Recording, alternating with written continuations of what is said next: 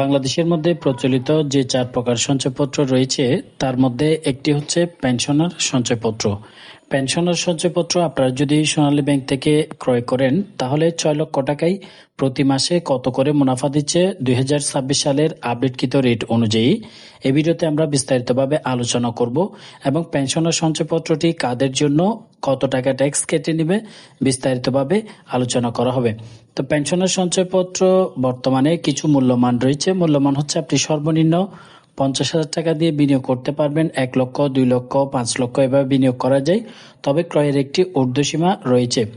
এই পেনশনার সঞ্চয়পত্রটি মূলত আপনারা জাতীয় সঞ্চয় ব্যুরো অফিস থেকে ক্রয় করতে পারবেন। সোনালী ব্যাংক, অগ্রণী ব্যাংক, জনতা ব্যাংক এই ধরনের যেগুলো বাণিজ্যিক ব্যাংক রয়েছে এই ব্যাংকগুলো থেকে আপনারা পেয়ে যাবেন এবং ডাকঘর থেকে ক্রয় করা যায়। তবে শরিয়া ভিত্তিক পরিচালিত যে সকল ব্যাংক রয়েছে এই সমস্ত ব্যাংকে আপনারা সঞ্চয়পত্র পাবেন না।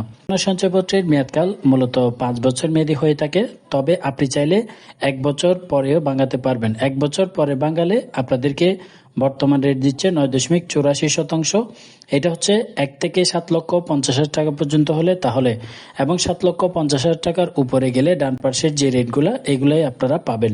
৯.৮৪, ২ বছর মেয়াদি করলে ১০.৩২, ৩ বছর মেয়াদি হলে ১০.৮৪, ৪ বছর সম্পূর্ণ হলে ১১.৩৯ এবং সম্পূর্ণ ৫ বছর মেয়াদি রাখতে পারলে ১১.৯৮% হারে আপনারা মুনাফা পাবেন।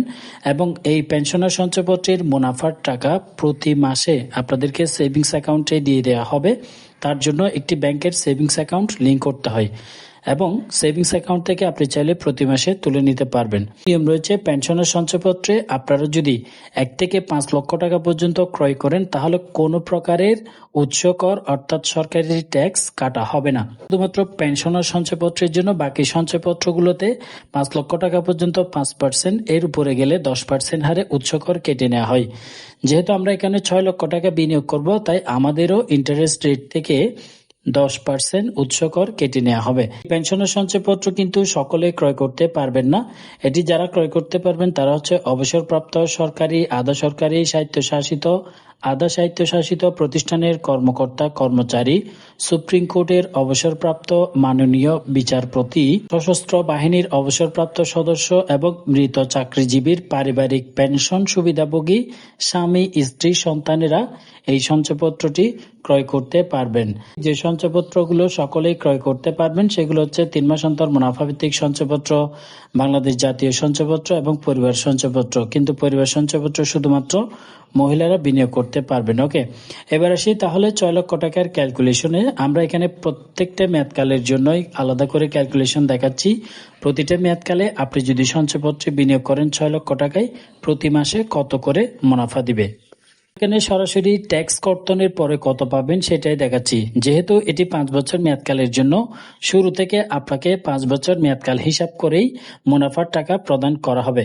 ৬ লক্ষ টাকায় প্রতি মাসে ট্যাক্স কাটার পরে আপনি পাবেন ৫,৩৯১ টাকা। এটা যদি ৫ বছর হয় তাহলে, যদি ৪ বছর মেয়াদকালের জন্য হয় তাহলে ১০% ট্যাক্স কাটার পরে ৫,১২৫ টাকা ৫০ পয়সা করে পাবেন প্রতি মাসে। এবং আপনি যদি সম্পূর্ণ ৩ বছর মেয়াদি রাখতে পারেন তাহলে প্রতি মাসে ৬ লক্ষ টাকায় ৪,৮৭৮ টাকা করে আপনাদেরকে প্রদান করা হবে।